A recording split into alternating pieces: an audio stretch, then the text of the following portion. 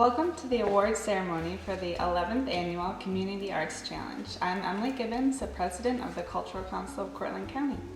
We'd like to begin by thanking all the artists, composers, photographers, and writers who found a way to artistically represent this year's theme of windows.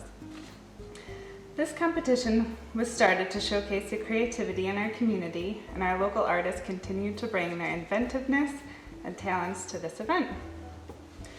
We regret that we can't hold our usual grand opening this year, but we hope to see you all in person next January. Thank you to the boards of the Center for the Arts and the Cultural Council of Cortland County for their continued support of the challenge. And thank you to the members of both these organizations who contributed time and effort to make this year's event a success. Now I'd like to introduce Ty Marshall and Sheila Ryan.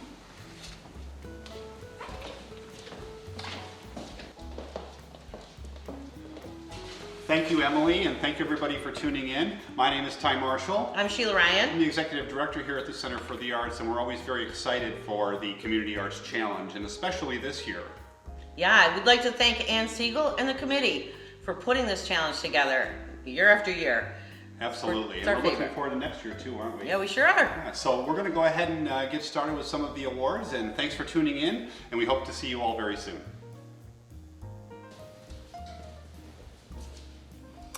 Hi, I'm Carol Fitzgerald, the Executive Director of the Cultural Council of Cortland County. Our mission is to support the arts and culture of Cortland County, and I can think of no better way than the events like this one. The talented local artists and performers are amazing.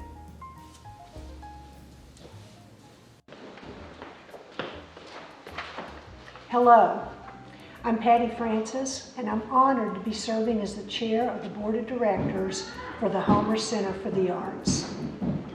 I'm very happy to be here, and I'm especially happy to be in the year 2021.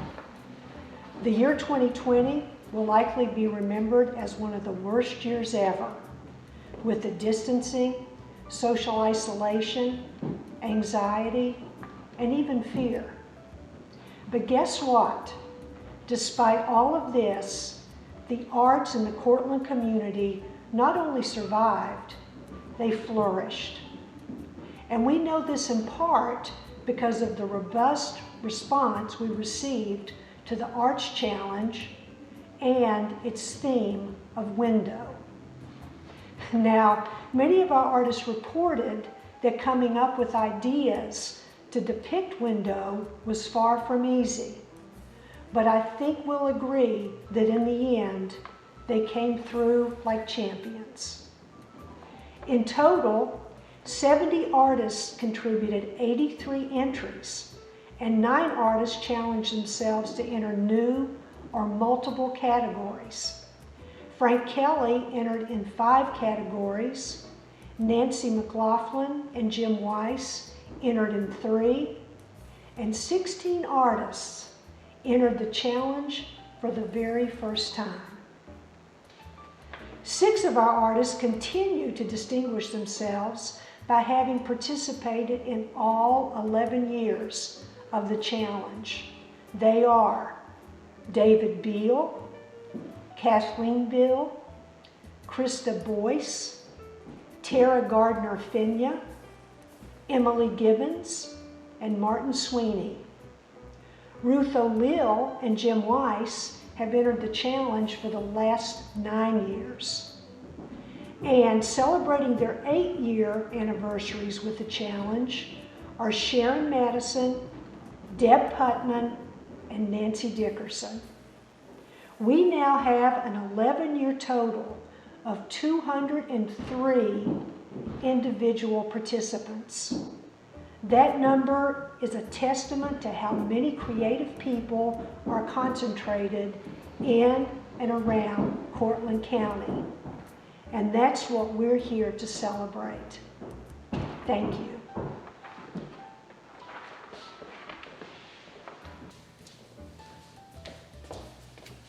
What did the theme window inspire? Here are some of the sources of inspiration. Many artists depicted people or animals looking in or out of windows.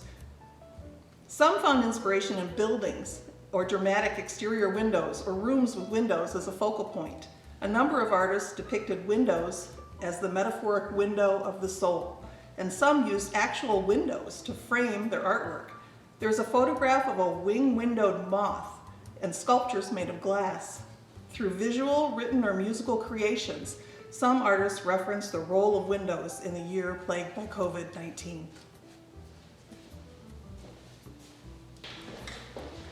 Hello, I'm David Beal. I'm a local artist and own the Picture House Frame Shop and have been involved with the Cultural Council for nearly 20 years.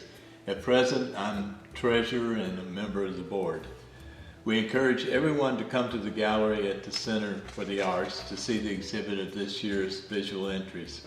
The exhibit will be at the center through the month of February. We hope that the winning entries can go to the Cortland Free Library afterwards. This depends on restrictions of the coronavirus. The art entries, 4 musical performances, and a short play excerpt. All of the writing entries can also be accessed online. Simply go to the cortlandartschallenge.org or the website of the Center for the Arts or the Cultural Council to link to all these works. Thank you.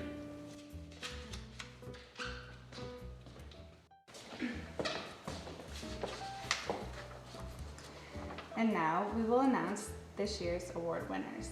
First, we are fortunate to be able to present 5 memorial awards thanks to our generous donors.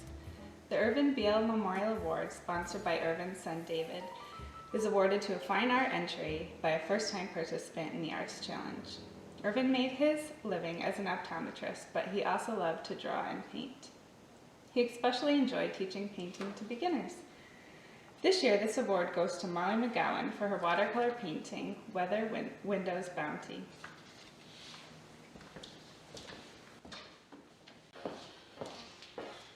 The David B. Blatchley Memorial Award is sponsored by Blatchley's wife Sharon. Blatchley was a freelance photographer, a Cultural Council board member, and an Arts Challenge juror. He also helped develop the Cortland Arts and Wine Festival. Blatchley produced many photographs that showcase the beauty of Cortland County, its residents, and the convergence of people and their surroundings. This year's winner is Deborah Gomez for her photograph entitled Eyes Are the Window of the Soul.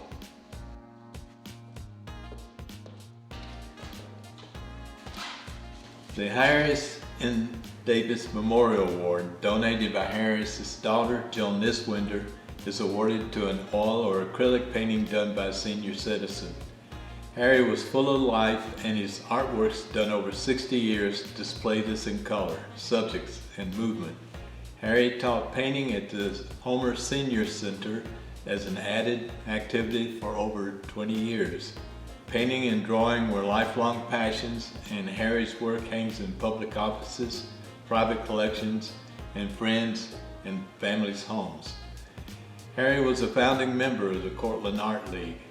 This year's winner is Barbara W. Talley for her painting entitled 81st Snows.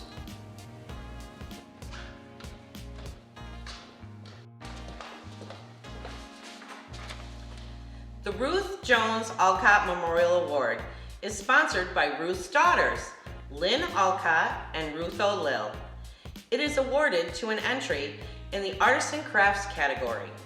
Ruth Jones Alcott, 1919 to 1964, was a home economics teacher at Cortland High School who fashioned bold and colorful creations using a variety of materials, including wood, metals, fiber, and clay. Ruth succeeded in blending form and function in her works. Many of her artful and useful pieces are still enjoyed today. This year's recipient is Chris Gratz for her piece titled Light, Shadows, Color, Patterns.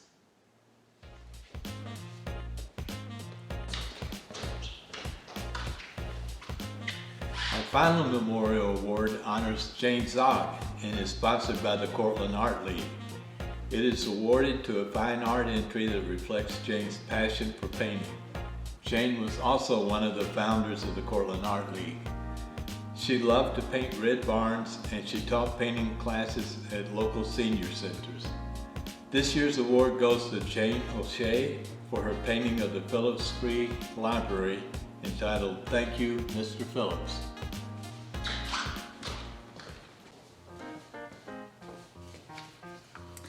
And now we come to the part of our evening where we award first, second, third, and honorable mention honors to many of our artists. We want to thank our jurors, who as usual took their assignments very seriously and were seriously challenged by the difficult decisions that they had to make.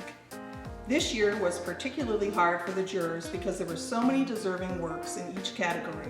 As usual, the judges were instructed to give the most weight to an artist's ability to communicate our window theme, followed by the skill and creativity reflected in a work. The works that had the highest combined rankings from 3 or 4 judges are the winners and will be awarded cash prizes. If you received an honorable mention, it means you received a top 3 or 4 ranking from at least one of our judges. In a competition of this size, it is indeed an honor to have your work get that much consideration.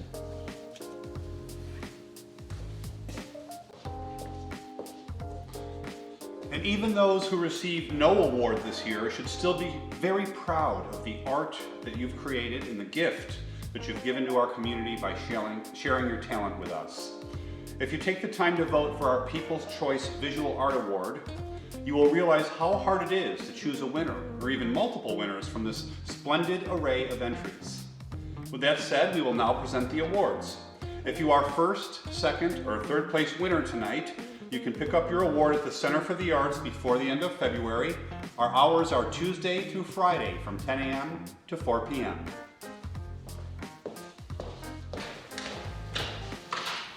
Music is always an entertaining category. A highlight of our opening night is seeing these pieces performed live in the Center's Theater. This year, all of our musicians have recorded performances of their entries that you can watch online. Our musicians have submitted an eclectic group of works that we hope you will listen to and appreciate when you have time. In the category of original composition, first place goes to Scott Turner for I Found Nemo. In the category of original song, we have a second place tie. One is What You Don't Really Know by Bobcat and Cat McCarthy. And the other piece is Ballad of Alcides Moreno by Frank Kelly and Janie Cunningham. First place goes to Paulette Fry and Nancy Rekugler for Seasons Through My Window.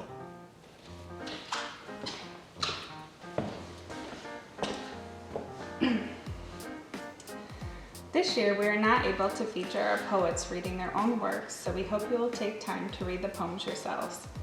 There were 8 entries in all. The winners are third place, Autumn Skylight by Alexis Anston. Second place is My Window, a poem by Martin A. Sweeney. First place is Inventory by Nancy Dickerson. The honorable mentions are The Window by Susan Deere, Defenestration of Prague by Frank Kelly. And this year, the prose category elicited the most juror consensus out of any category and resulted in these top 3 picks. Third place is Captive by Rosia Morano. Second place is Sanctuary Window by Lynn Alcott. And first place is A Pandemic View by Alexandria Falconberry. We typically see our drama entries performed on stage at our opening. This year, COVID-19 made it difficult for artists to produce stage versions of their plays. I hope you take time to read these plays online. The first place is a tie between Maintenance, a new play excerpt by Jack Carr and Matthew B. Steele, and 2020 Worldview by Greg Muller. All of the written entries can be found online, and an excerpt from the drama play, Maintenance, is also posted. We do not have any choreography entries this year due to the difficulty dancers had in getting together to perform and film their works. Our dance entries are always well loved, and we hope to see them return next year. And now for the Photography Awards. We have had many impressive creative photography entries this year. The winners from the photography category are third place, Homeschool by Sherry Dans. Second place, Tie. Fractured Self-Portrait by Terry Pelton. A Visit Through a COVID Window by Christine Stager. First Place, Tenacious Blooms by Frank Kelly. Congratulations.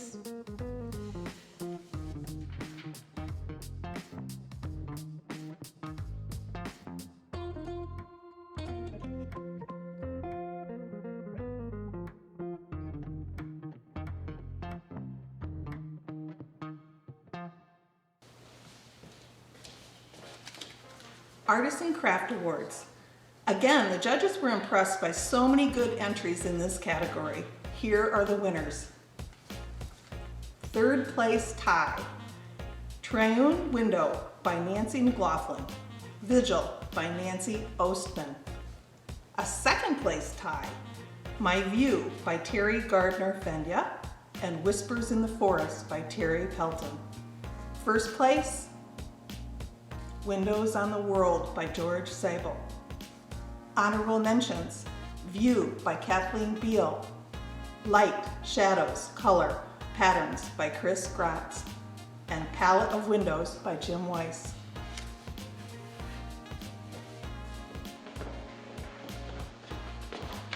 Now for the Fine Arts Awards. Fine Arts is always a competitive category and typically our largest. It also tends to be our most diverse in terms of both medium and message. This year was no exception. And the winners are: third place, Tuscan Sun, Leonardo in the Window by Denise D. Knight. Second place, The Last Iceman by Nathan Loda. And for first place, we have a tie. Broken by David Beal and Exercise in Futility by Richard Sinister. Making it into the top 4 of at least one judge's rankings to receive honorable mention status are Window by Sandy Cowan, My Sister's Window by Marion Davey, Late Night Light by Emily Gibbons, Thank You, Mr. Phillips by Jane O'Shea, From the Window of the Gould Hotel by Lisa Schaff, 81st Snows by Barbara W. Talley, Tea Time in Another World by Ann Withers, Window of Anticipation by Tom Stager, and Window Fun by Ada Glasser. Congratulations to all our Fine Arts winners.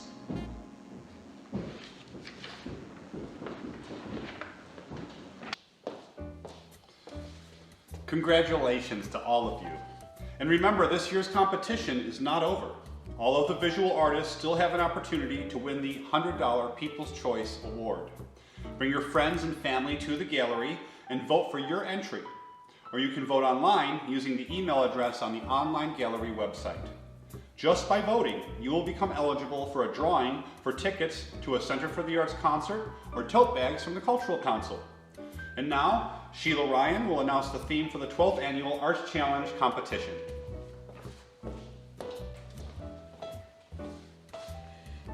The theme for entries that will be due on November 1st, 2021 is change.